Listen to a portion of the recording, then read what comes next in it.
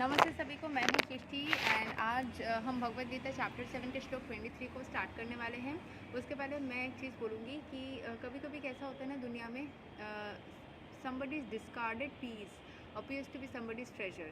जैसे मैं जो इयरिंग्स पहनी हुई हूँ, मैं क्योंकि ज्वेलरी के भी बिज़नेस करती हूँ, तो मेरे 2 क्लाइंट्स को ये सेम पीस पसंद आया था। उसमें से एक जन का कुछ क्योंकि ब्लैक पॉलिश में इनिशियली था तो उनको शाइन चाहिए था, तो मुझे लगा दूसरे वाले को भी शाइन चाहिए होगा, तो मैंने शाइन ऐड कर दिया। तो first client like it a lot, second client said कि नहीं मुझे थोड़ी सी और भी इश्यूज़ दिख रही है। तो आई सेड कि उतना कुछ इशू नहीं है, वो अपने आप घर में DIY मैंने बता दिया, उससे आप ठीक कर सकते हो। बट उनको वो चीज़ नहीं था पसंद और उन्होंने मुझे रिटर्न कर दिया। अभी देखिए उनका रिटर्न किया हुआ चीज़ है, उनका ना पसंद आने वाले चीज़ मेरे को मिल गया। और मेरे को, आपको यहाँ पे कोई भी डिफ़ेक्ट दिख रही है, अगर दिख रही है तो मुझे नहीं पता, क्योंकि मुझे तो ये बहुत खूबसूरत लग रही है। मैंने इसको लेके बहुत सारे पिक्चर्स भी क्लिक करे हैं एंड मैं ये यहाँ पे क्यों बोल रही हूँ, बस मन किया ठीक है।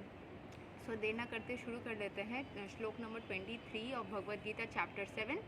रोज़ की तरह पहले मैं संस्कृत में श्लोक को पढ़ूंगी, उसकी इंग्लिश ट्रांसलेशन को देखेंगे और मीनिंग को समझेंगे। तो चलिए शुरू करते हैं।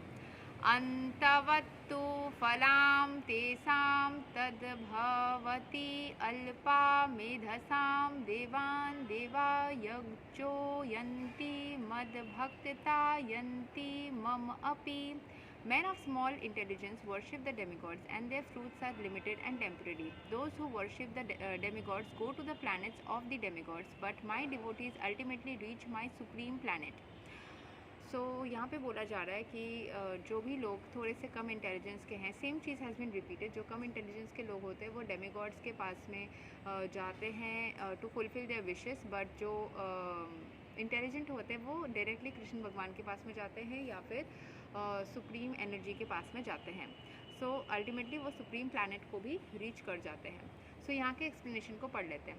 Some commentators on the Bhagavad Gita say that one who worships a demigod can reach the Supreme Lord, but here it is clearly stated that the worshippers of demigods go to the different planetary systems where various demigods are situated.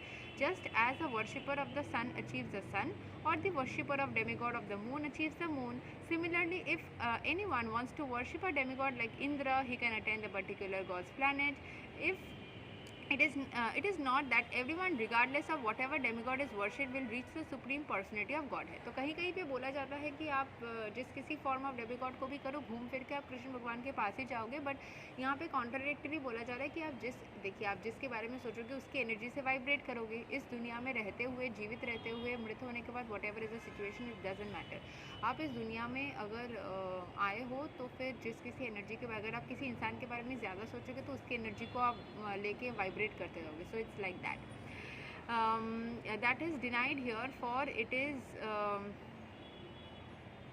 clearly stated that the worshippers of demigods go to the different planets in the material world, but the devotee of Supreme Lord goes directly to the supreme planet of the personality of God है। जैसे मैंने शिव की भक्ति में देखा था कि शिवलोक को प्राप्त करते हैं जो शिव की भक्ति करते हैं, कृष्ण की भक्ति करते हैं तो कृष्ण लोक को प्राप्त करते हैं। So yes, it's like that. आपको जिस किसी ईश्वर के एनर्जी को अपने अंदर एब्जॉर्ब करना है, you can do that. Here the point may be raised that if the demigods are different parts of the body of the Supreme Lord, then the same end should be achieved by worshipping them. However, worshippers of the demigods are less intelligent because they do not know to what part of the body food must be supplied. Some of them are so foolish that they claim that there are many parts and many ways to supply food. This isn't very sanguine. Can anyone supply food to the body through the ears or eyes? They do not know that these demigods are different parts of the universal body of the Supreme Lord, and in the ignorance they believe that each and every demigod is a separate god and a competitor of the Supreme Lord. ऐसे तो कुछ है ही नहीं, वैसे ही बोला जाता है कि सब कुछ मिलाकर के एक है। ये बात हर किसी रिलीजन में बोला जाता है कि भगवान एक ही है, सब कुछ मिलाकर एक है। ये भी घुमा फिरा के वही चीज़ बोला जा रहा है। Not only are the demigods parts of the Supreme Lord, but ordinary living entities are also.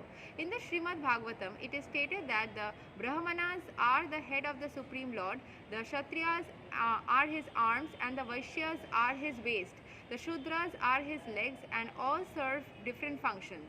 Regardless of the situation, if one knows that both the demigods and he himself are part and parcel of the Supreme Lord, his knowledge is perfect. But if he does not understand this, he achieves different planets where the demigods reside. This is not the same designation the devotee reaches. The result achieved by the demigod benedictions are perishable because within the material world, the planets, the demigods and their worshippers are all perishable. सो पहले जो हमने पढ़ा वही चीज़ बोला गया कि जिस किसी फॉर्म ऑफ एनर्जी को आप करोगे उसी एनर्जी में आप वाइब्रेट करोगे एंड सारे जो डेमिगॉड्स के एनर्जीज़ को मतलब पूजा करके वर्शिप करके जितने भी एनर्जीज हमने अचीव किए वो सारे पेरिशेबल है. That means they can all get destroyed. Whereas जो भी आप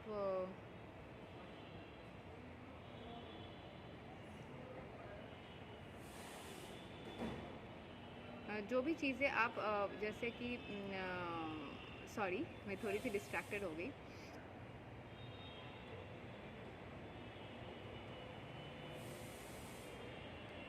जितने अगर आप भगवान कृष्ण के भक्ति को करके कुछ भी करते हो तो फिर आप उस एनर्जी में और ज़्यादा वाइब्रेट करते हो. वो कभी भी उसके कर्म जो है वो पेरिश नहीं करते हैं. बट जैसे ही आप भगवत गीता को छोड़ के मतलब कोई डेमिगॉड की एनर्जी को वर्शिप करते हो तो उसकी जो वाइब्रेशन है वो पेरिशेबल है. उसके जो कर्म फल है वो पेरिश कर सकती है. ठीक है. So, because the pure devotee engaged in Krishna consciousness is devotional service of the Supreme Lord achieves eternal blissful existence that is full of knowledge. His achievements and those of the common worshipper of the demigods are different. The Supreme Lord is unlimited, His favor is unlimited, His mercy is unlimited. Therefore, the mercy of the Supreme Lord upon His pure devotees is unlimited. तो भगवान कृष्ण के पास में अगर आपने भक्ति किया है, उनके कॉन्शियसनेस में आए हो, एज पर भगवत गीता बोला जा रहा है कि उसकी एनर्जी में अगर आप वाइब्रेट कर रहे हो तो वो कभी भी डिस्ट्रॉय नहीं होती है. वो एनर्जी हमेशा रहती है आपके साथ में. You keep on vibrating in that energy and you keep on because his mercy is limitless. ये सारे लिमिटलेस है. So you keep on getting blessings and वो कभी भी ख़त्म नहीं होती है. बट डेमिगॉड्स के साधना को करके जो भी आपने कमाया है वो पेरिशेबल है, यहाँ पे बोला जा रहा है. आई डोंट नो कि अलग अलग ग्रंथ के हिसाब से क्या कन्फ्यूजन्स आएगी. बट अगर आपने शिद्दत से कोई भी चीज़ को किया है तो एनर्जी, मैं जैसा साइंस में भी पढ़ी थी एंड भगवत गीता में भी ये चीज़ मैंने कहीं से जाना था कि एनर्जी जो आत्मा है वो कभी डिस्ट्रॉय नहीं होती. तो आत्मा से निकली हुई एनर्जीज भी तो एनर्जी है, प्रार्थनाएं भी एनर्जी ही हैं. So energy can neither be created nor be destroyed but can be transform from one form to another. तो जो भी सारे आपकी इच्छाएं आपके हृदय के अंदर है वो कभी भी डिस्ट्रॉय तो नहीं हो सकती, बस एक फॉर्म से दूसरे फॉर्म में जा सकती है. सिमिलरली जो भी सारे आपने प्रार्थनाएं की हैं वो पेरिशेबल बोला ज़रूर जा रहा है. बट आई डाउट कि शायद पेरिशेबल तो नहीं होंगे. वो भी कर्म, क्योंकि भगवान ने खुद बोला है थोड़ा सा भी कर्म को कर्म ही माना जाता है तो वो भी कर्म है. तो उस तरीके से तो कोई भी कर्म को आप डिस्ट्रॉय कर सकते हो. हाँ, कर्म की वो चीज़ चेंज होती रहती है बट डिस्ट्रॉय करना it's not possible. So yes, this part is something which I think perishable तो नहीं होगी but it can get transformed and in what way it will get transformed that depends upon the Supreme Lord.